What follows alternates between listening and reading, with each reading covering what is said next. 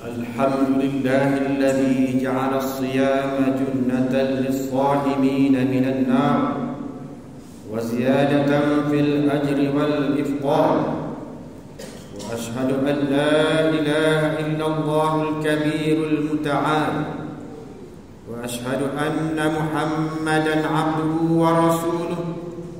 اللهم صل وسلم وبارك على عبدك ونبيك محمد وعلى آله وأصحابه ومن اتبع هداه إلى يوم النار. أما بعد، فيا أيها الناس اتقوا الله، فأوصيكم أيها المسلمون ونفسي بتقوى الله عز وجل. أعوذ بالله من الشيطان الرجيم. يا أيها الذين آمنوا كتب عليكم الصيام كما كتب على الذين من قبلكم لعلكم تتقون.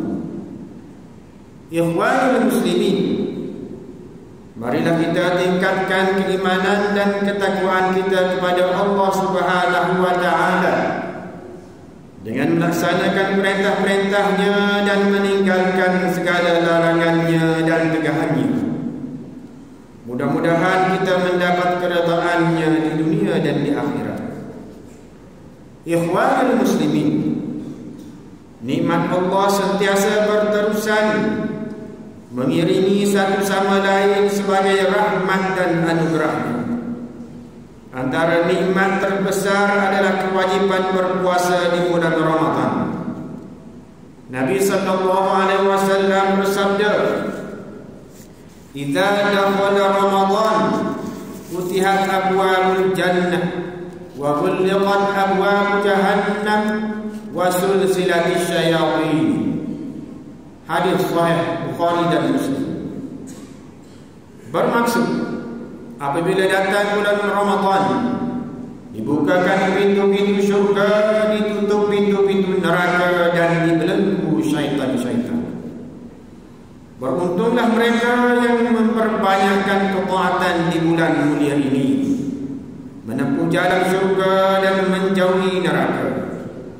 Namun rugilah mereka yang lalai dalam maksiat, mengabaikan peluang keampunan meskipun syaitan telah dibelenggu. Ikhwanul muslimin, jika seseorang tidak bertaubat di bulan Ramadan, bilakah lagi dia akan bertaubat? Jika dia tidak meninggalkan dosa dalam bulan ini, bila dia akan berhenti? Rasulullah sallallahu alaihi wasallam bersabda bahawa Jibril berkata, yang bermaksud sesiapa yang melalui Ramadan tetapi tidak diampunkan dosanya, maka dia akan masuk neraka. Semoga Allah menjarumkannya. Hadis riwayat Bukhari dan Muslim. Betapa ruginya mereka yang tidak mengambil peluang ini. Jika engkau inginkan keampunan, berpuasalah.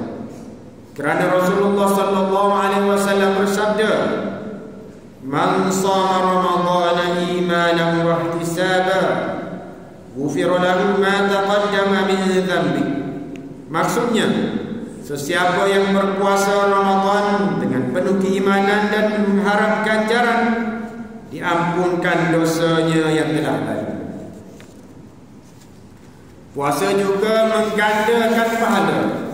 Sesungguhnya Rasulullah sallallahu alaihi wasallam bersabda, "Kullu amali ibni Adam yudha'afu al-hasanatu 'asharu amsalha ila 700 dhifin." Qala Allah 'azza wa jalla, "Illa as-shawma fa innahu li wa ana ajzi bih, yad'u syahwatahu wa ta'amahu min ajli." Maksudnya, setiap amalan anak Adam digandakan pahalanya. Satu kebaikan diganjarkan 10 kali ganda hingga 700 kali ganda. Allah Subhanahu wa taala berfirman, "Kecuali puasa, kerana sesungguhnya ia adalah untukku, dan aku sendiri yang akan membalasnya." Dia meninggalkan syahwat dan makanannya kerana bagi mereka yang menginginkan syurga, jangan lalai dari ibadah ini. Rasulullah sallallahu alaihi wasallam bersabda, "Shallu khamsakum wa sumu syahrakum wa addu zakata amwalikum wa ati'u dha amrikum tadkhulu jannata rabbikum." Maksudnya, dirikan solat 5 waktu, berpuasalah di bulan Ramadan, tunaikan zakat dan taatilah pemimpin kamu. Nescaya kamu akan masuk ke dalam syurga Tuhan. Dan bagi sesiapa yang merindukan kedudukan mulia di sisi Allah Subhanahu wa taala, hendaklah dia berpuasa dan menghidupkan Ramadan dengan penuh keimanan. Nescaya akan tergolong dalam kalangan siddiqin dan syuhada.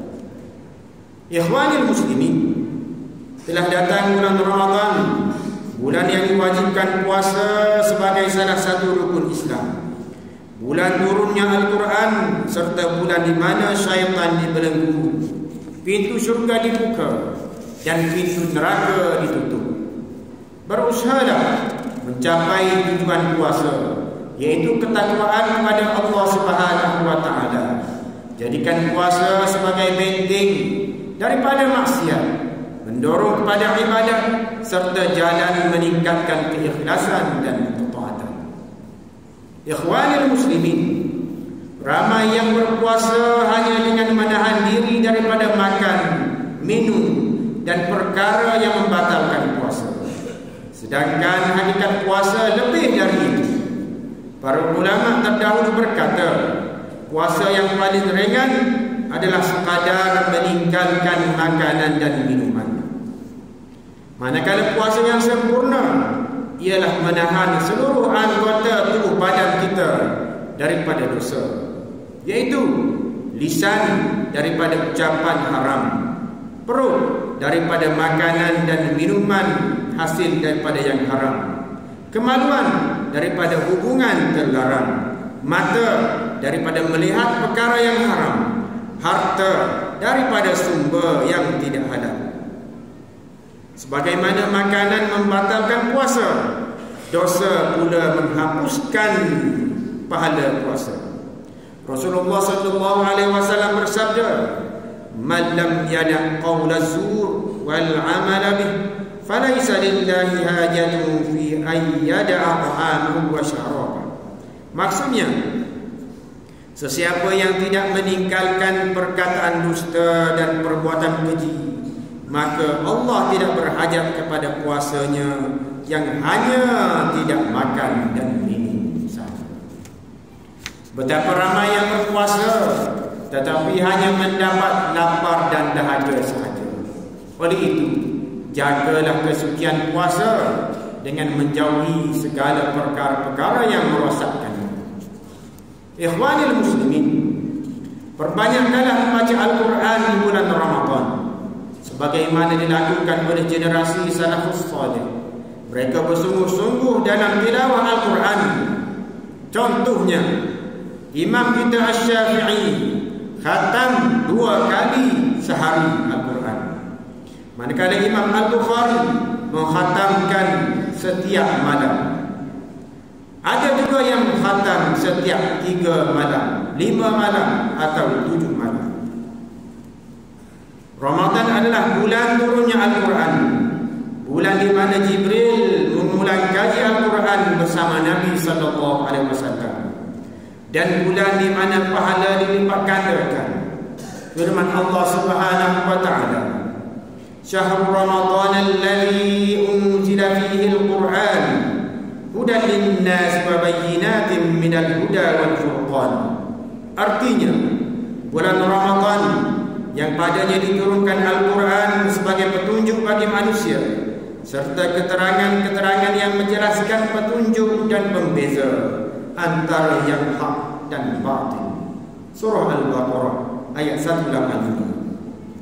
Rasulullah sallallahu alaihi wasallam bersabda, "Man qara'a harfan min kitabillah falahu bihi hasanah wal hasanu bi 'ashri amsalha. La aqulu alif lam mim harfun walakin alifun harfun wa lamun harfun wa mimun harfun."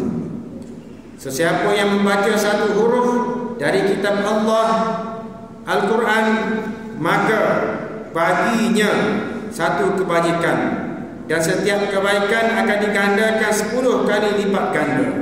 Aku tidak mengatakan bahawa alif lam mim itu satu huruf, tetapi alif mendapat 10, lam mendapat 10, dan mim mendapat 10 pahala. Maka jadikan Ramadan sebagai bulan Al-Quran dengan memperbanyakkan tilawah, tadarus, tadabbur, dan beramal dengannya. Ikhwanul muslimin, Nabi SAW adalah manusia yang paling pemurah, dan kemurahan beliau semakin bertambah pada bulan Ramadan ketika Jibril menemuinya setiap malam untuk memperdengarkan Al-Quran. Baginda SAW digambarkan sebagai lebih pemurah dalam melakukan kebaikan daripada angin yang berhembus. Contohilah Nabi SAW dan perbanyakkanlah sedekah di bulan Ramadan. Hilangkan qata' makan, hilangkan qata' makan terhadap harta dan kebimbangan terhadap kefakiran dan kemiskinan. Janganlah meremehkan walaupun sedikit bersedekah, kerana ia mungkin menjadi penyelamat kita. Nabi SAW bersabda, ittaqun nar walau bisyikki tamrah.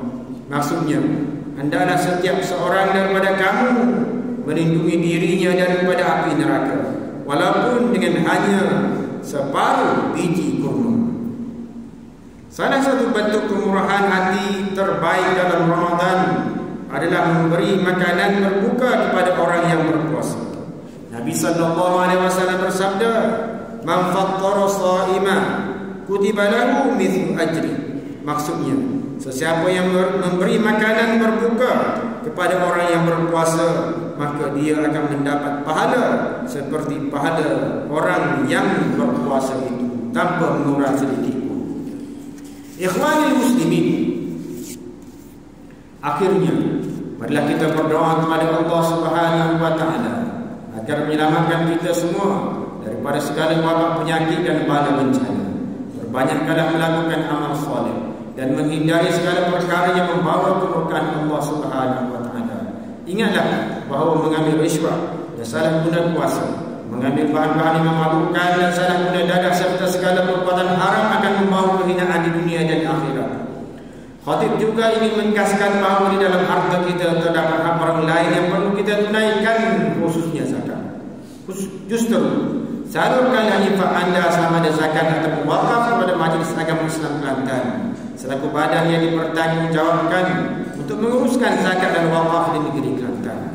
Pihak majlis juga memerlukan kerjasama semua pihak untuk menyalurkan maklumat golongan yang memerlukan sekiranya diketahui, agar mereka yang kurang bernasib baik ini mendapat pembelaan sewajarnya.